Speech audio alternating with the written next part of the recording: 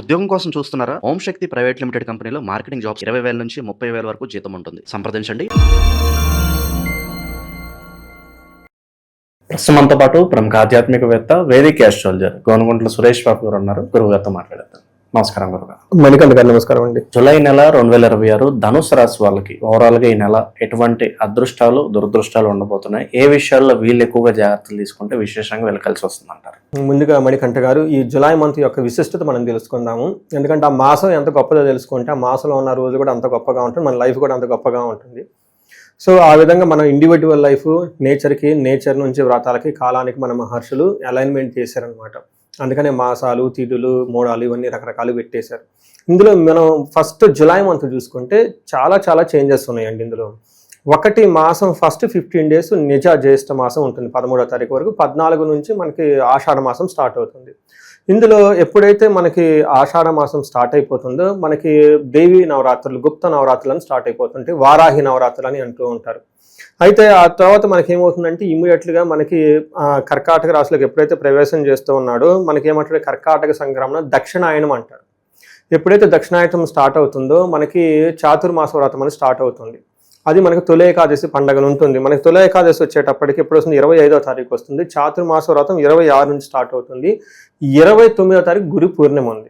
అంటే ఇప్పుడు ఈ ప్రకారం చూసుకుంటే మనకి గురుమోడం ఉంది, వారాహి నవరాత్రులు ఉన్నాయి, చాతుర్మాసం ప్రారంభమవుతుంది, ఆషాఢ మాసం ప్రారంభమవుతుంది, గురు పూర్ణిమ ఉంది.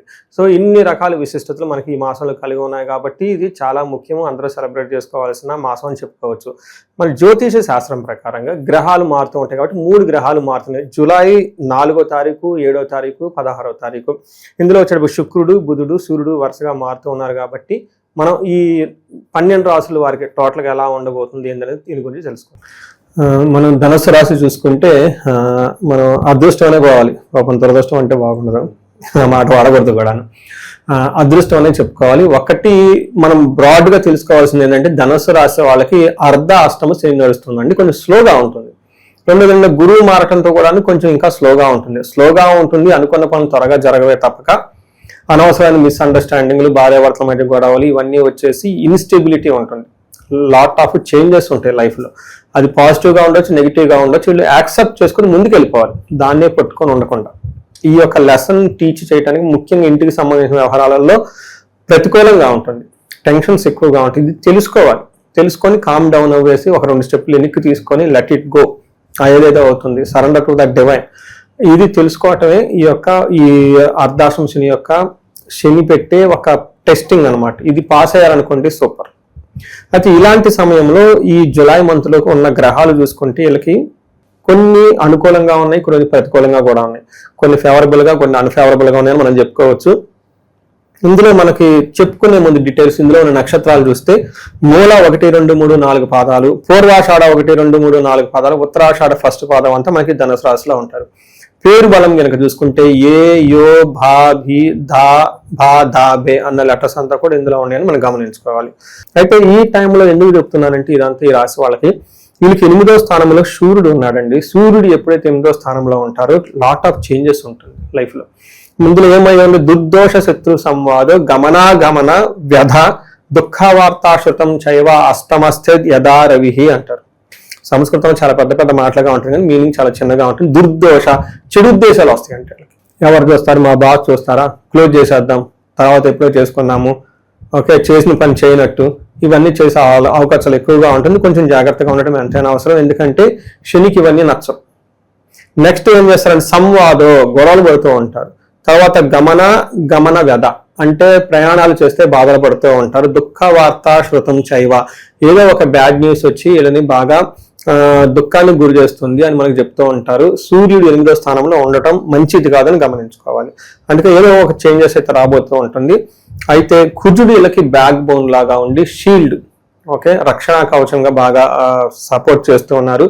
అందుకని సూర్యుడు అన్ని విధాలుగా ఇబ్బంది పెడుతున్నా కానీ పెట్టబోతున్న కుజుని వల్ల బాగా కలిసి వస్తుందని చెప్పుకోవాలి. ఇక్కడ కుజుడు ఏం చేస్తారు, వస్త్రలాభో, ధాన్యలాభో, ధనలాభో, యశో తదహ మనల్లాసో ధర్మ సిద్ధి షష్టమస్థిత్ భవేత్ కుజ అంటారు. అంటే కుజుడు వీళ్ళకి 6వ స్థానంలో ఉండటంతో వీళ్ళలో risk taking abilities, creativity, competitiveness, పోరాట పటిమ, ఇవన్నీ ఫైటింగ్ నేచర్ అంతా బాగా పెరుగుతుంది అనమాట. అప్పటిదాకా ఇన్ఫీరియారిటీ కాంప్లెక్స్ గా ఉండి ఏదవుతుంది ఏమవుతుంది అనుకున్న వాళ్ళు వాయిస్ ఇప్పేసేసి ఫైటింగ్ సీన్లకు దిగేస్తారనమాట. ఈ టైంలో వీళ్ళకి వస్త్రలాభం కానీ, ధనాలు కానీ, ధాన్యాలు కానీ, కీర్తి ప్రతిష్టలు కానీ చక్కగా ఉంటుంది. మనస్సు అంతా ఎంతో ఉల్లాసంగా ఉంటుంది. ధర్మసిద్ధి, ధర్మబద్ధంగా ఏదైనా పని చేస్తే సిద్ధి వస్తుంది. ఇందాక సూర్యుడు అని చెప్పుకున్నామండి, మైండ్ డైవర్ట్ చేసేస్తాడు. బ్రేక్ ది రూల్స్ ఏముంది అన్నట్లు ఒక థాట్ వచ్చేస్తుంది. కానీ ధర్మబద్ధంగా చేస్తే ఖచ్చితంగా సిద్ధి ఇవ్వడానికి వీళ్ళు ఉన్నారు కాబట్టి జాగ్రత్తగా ప్లాన్ చేసుకోవటం ఉత్తమం. అలానే మనకి బుధుడు కొంచెం వీళ్ళకి అగైన్ మిక్స్డ్ గా ఉన్నారండి. వివాదాలు, అనారోగ్యం, అనవసరమైన ఆటంకాలను క్రియేట్ చేసే అవకాశం ఎక్కువగా ఉంది. బట్ ఫైనల్ గా అనుకున్న పనులన్నీ చక్కగా చేసుకుంటూ ఉంటారు. అగైన్ ఇక్కడ శుక్రుడు మనకి 9వ స్థానంలో ఉంటే, శుక్రుడు 9వ స్థానాన్ని మహాభాగ్యస్థానం అంటారు. భాగ్యస్థానంలో ఎప్పుడైతే శుక్రుడు వెళ్తాడో మహాభాగ్య యోగం అవుతుంది. ఈ గోచార రీత్యా కూడాను జన్మజాతకం మహాభాగ్యం అంటారు. బట్ గోచార రీత్యా కూడా దాని యొక్క ఇంపాక్ట్ ఉంటుంది. శుక్రుడు 9వ స్థానంలో ఉండటం వల్ల ఏమవుతుంది, వస్త్రలాభం, మహా ఆరోగ్యం, గురు భక్తి స్యాత్, ధర్మకృత్, చిత్తశుద్ధి, అభిష్టార్థ, నవమస్తేత్ భవేత్ భృగో అంటారు. అంటే ఎప్పుడైతే 9వ స్థానంలో శుక్రుడు ఉండటం వల్ల వస్త్రలాభం, షాపింగ్లు చేస్తారు, మహా ఆరోగ్యం చాలా బాగుంటుంది, గురు భక్తి, గురువుల యందు భక్తి ఉండి, ధర్మ స్యాత్ కృతు అంటే ధర్మ పనులు చేస్తూ ఉంటారు, చిత్తశుద్ధి, ఇంట్యూషన్ చాలా స్ట్రాంగ్ గా ఉంటుంది, అభిష్టార్థ ఫైనల్ గా అనుకున్న పనులన్నీ చక్కగా చేసుకుంటూ ఉంటారు. సో ఇందులో ముఖ్యంగా మనం చూస్తే లఘు గోచారం, సూక్ష్మ గోచారం ప్రకారం 2 గ్రహాలు చాలా అనుకూలంగా ఉన్నాయి, 2 గ్రహాలు ప్రతికూలంగా ఉన్నాయని మనం ముందుగా చెప్పుకున్నాం. అందులో భాగంగా సూర్యుడు 8వ స్థానంలో ఉండటంతో మిక్స్డ్ రిజల్ట్ ఇస్తారు. కొంచెం ఏమంటారు, శారీరకంగా బాధలు ఉండే అవకాశం ఎక్కువగా ఉంటుంది. రెండోది 6వ స్థానంలో కుజుడు ఉండటం వల్ల చాలా పాజిటివ్ గా ఉంటుంది, సంపదలు వస్తుంది అని చెప్పుకోవచ్చు. అలానే బుధుడు 7వ స్థానంలో ఉండటంతో విరోధం, గొడవలు అయ్యే అవకాశం ఎక్కువగా ఉంటుంది. అంటే లేదని పని చేస్తే ఆపోజ్ చేసే వాళ్ళు ఎక్కువగా ఉంటారు. ఫైనల్ గా 9వ స్థానంలో శుక్రుడు ఉండటంతో ఇది మహాభాగ్య యోగం. శుక్రుడు చాలా మంచి యోగ్యతనిస్తూ ఉంటాడు. ఏ ప్రకారంగా gain and happiness through wife or ladies అని చెప్తూ ఉంటారు. సో ఈ ప్రకారంగా చూసుకుంటే 2 గ్రహాలు చాలా బాగా సపోర్ట్ ఇస్తున్నాయి, 2 కొంచెం ఇబ్బందులు పెడుతూ ఉన్నాయి. టోటల్ గా ఒక 70% to 75 బాగుందని మనం చెప్పుకోవచ్చు. ఒక 25% మాత్రం ఖచ్చితంగా ఛాలెంజ్ వస్తుందని చెప్పుకోవాలి. వీళ్ళు ప్రాపర్ డైరెక్షన్ లో కనుక వెళ్తూ ఉంటే చాలా వరకు సమస్యలు తగ్గే అవకాశం ఉంటుంది. ముఖ్యంగా మెజారిటీ ఆఫ్ మనకి సమస్యలు ఎక్కడ వస్తాయంటే రాంగ్ డెసిషన్, సరిగ్గా డెసిషన్ తీసుకోలేకపోవటం వల్ల, సరైన గైడెన్స్ లేకపోవటం వల్ల మనం మిస్టేక్లన్నీ చేసేస్తూ ఉంటాం. ఇప్పుడు ఎవరైనా ప్రాబ్లం ఉందంటే ఇంతకుముందు ఏదో ఒక విషయం నెగ్లెక్ట్ చేయడం వల్ల ఇప్పుడు ప్రాబ్లం ఫేస్ చేస్తారు, అంతే కదండి. ఇప్పుడు అట్లీస్ట్ మనం కరెక్ట్గా చేసుకుంటే ముందనేది ఆ ప్రాబ్లం నుంచి బయటపడిపోతారు. ఇలా ఈ యొక్క ట్రాన్సిషన్, ఈ యొక్క చేంజ్ ఉంటుంది, పరివర్తన చేసే సమయం ఇంతకుముందు చేసిన ఏదైనా ఉంటే దాన్ని కరెక్ట్ చేసుకుని ముందుకు వెళ్ళిపోయే టైంలో కాబట్టి చేంజెస్ ఎక్కువ ఉంటాయి. నాకు ఈ రాశి వాళ్ళు చాలా మంది ఫోన్లు చేస్తూ ఉంటారండి. ఏమంటే మొన్న దాకా మాకు ఫ్రెండ్షిప్తో ఉన్నాము, ప్రాబ్లం అవుతుంది, లేదంటే నిన్న దాకా ఒక మంచి కంపెనీలో మంచి పొజిషన్లో ఉన్నాను, ఇప్పుడు నాకు ప్రాబ్లం అవుతుంది, లేదంటే ఇప్పటిదాకా మా ఇంట్లో చాలా చక్కగా ఉన్నాం, ఇప్పుడు ఏదో గొడవలు వస్తూ ఉంటుంది. అంటే ఏమవుతుందంటే నేచర్ వాళ్ళని చేంజ్ అవ్వమని ఒక సిగ్నల్ ఇస్తుంది.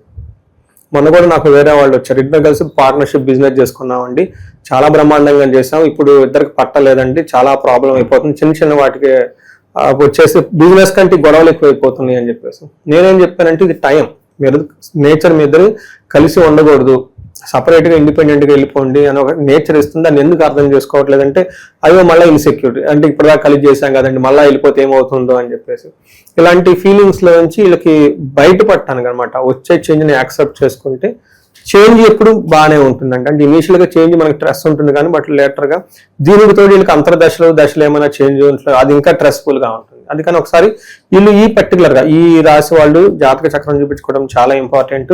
రెండోది ఈ రాశితో పాటు వాళ్ళ ఇంట్లో ఎవరైనా సింహరాశి కానీ, కుంభరాశి కానీ, మీనరాశి కానీ, మేషరాశి కానీ ఉంటే ఇంకా ప్రాబ్లమ్స్ ఎక్కువగా ఉంటుంది, అన్సర్టెనిటీ ఎక్కువగా ఉంటుంది. వీళ్ళకి పరిస్థితులన్నీ అవుట్ ఆఫ్ వీళ్ళ కంట్రోల్. ఇది చాలా నేను ఇండివిజువల్ ఫ్యామిలీ జాతకాలు మొత్తం చూస్తున్నప్పుడు పర్టికులర్ ఎన్ఆర్ఐలో వాళ్ళకి నచ్చింది అనుకోండి, బాగుందండి మా ఫ్యామిలీ మొత్తం చెప్పించుకుంటారు.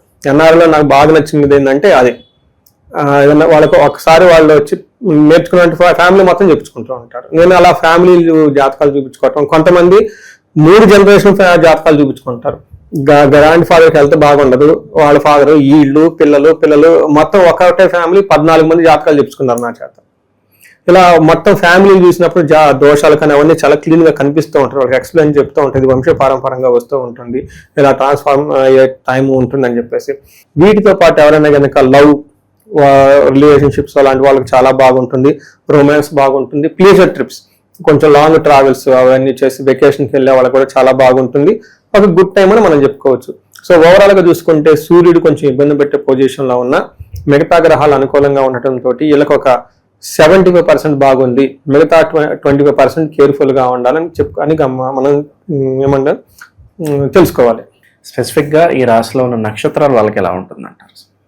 ఒక గుడ్ న్యూస్ ఏంటంటేనండి, ఈ 3 నక్షత్రాల ప్రకారం చూసుకుంటే మూల, పూర్వాషాఢ, ఉత్తరాషాఢ వాళ్ళు బుధుడు వల్ల ఇబ్బంది పెడుతున్నా వీళ్ళకి రాజ్య లాభం ఉంది, ప్రమోషన్స్ వచ్చే అవకాశం ఎక్కువగా ఉందండి నక్షత్రాల ప్రకారం.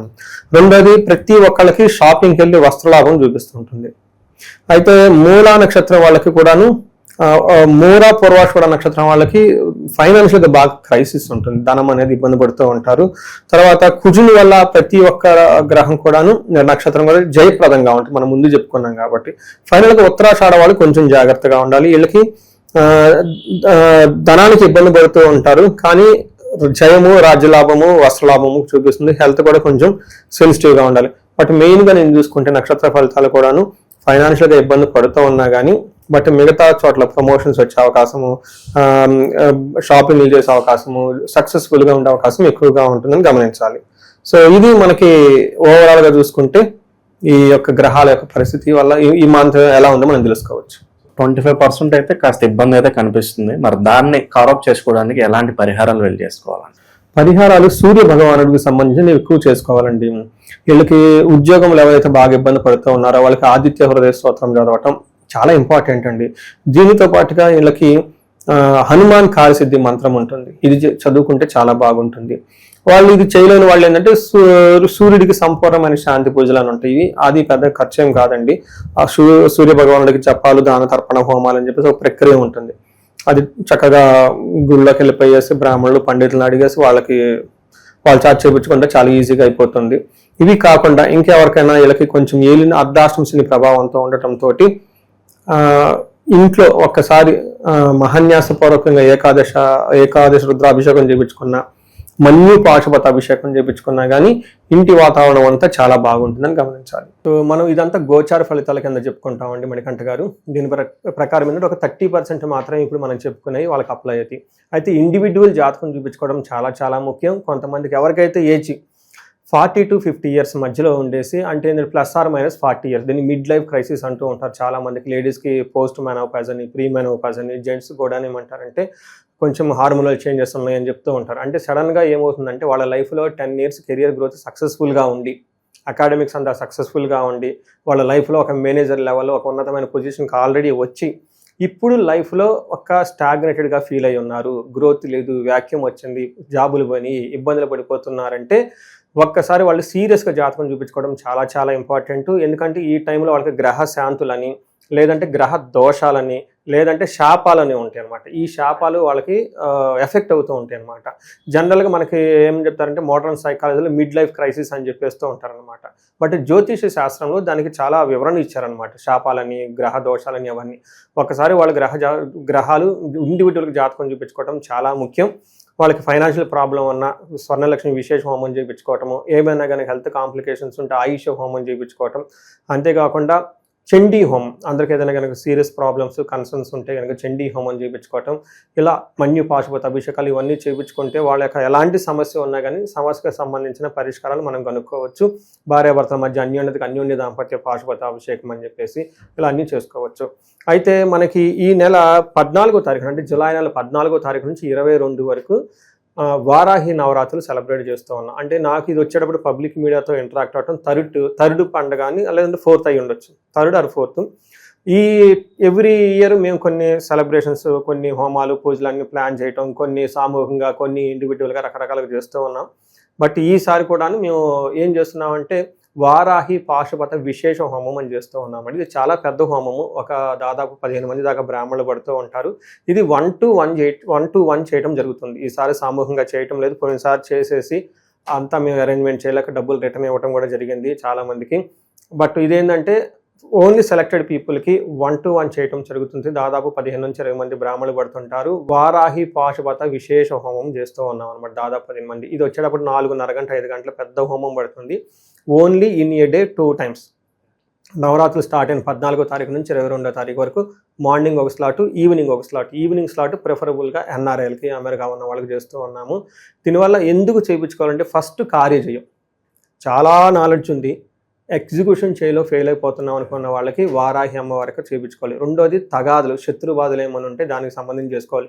డైరెక్ట్గా, ఇండైరెక్ట్గా ఎవరికైనా ప్రాబ్లమ్స్ ఉంటే చేయించుకోవాలి. మూడోది రియల్ ఎస్టేట్ పీపుల్ ఎవరైతే ఉన్నారో, స్టాగ్నేటెడ్గా ఉన్నారో, నేను ఎక్కడో ఆర్టికల్ చూసాను, 80,000 అపార్ట్మెంట్లు ఏమో అన్యూజ్డ్, కొంతమంది పేమెంట్ కట్టేసి డ్రాప్ అయిన వాళ్ళు మొత్తం లాక్ అయి ఉన్నారనమాట. ఇలాంటి ఎవరైనా రియల్ ఎస్టేట్లో వాళ్ళు ఉన్నా కానీ లైఫ్లో ప్రోగ్రెస్ లేదు, ధనం లేదు అని అనుకుని ఎవరైనా కనుక అనుకుంటూ ఉంటే ఇది వాళ్ళకి ఈ నవరాత్రుల టైంలో చాలా మంచి ఒక అవకాశము. ఇంట్రెస్ట్ ఉన్న వాళ్ళు మాత్రం ఖచ్చితంగా ఫోన్ చేసి అపాయింట్మెంట్ తీసుకోండి. ఒకసారి మళ్ళా చెప్తున్నాను, 18 కంటే హోమాలు ఎక్కువ చేయలేము. In a day only 2 morning and evening. Morning preferable ఇండియన్స్కి, ఈవినింగ్ స్లాట్ ఎన్ఆర్ఎస్కి మేము అరేంజ్మెంట్ చేస్తున్నామండి. దీన్ని సద్వినియోగం చేసుకోవాలని చెప్పేసి నేను కోరుకుంటూ ఉన్నాను. ఓవరాల్గా ధనుసు రాశి వాళ్ళకి జూలై నెల ఎటువంటి పరిణామాలు ఉండబోతున్నాయో మంచి విశ్లేషణ అందించారు. ధన్యవాదాలండి.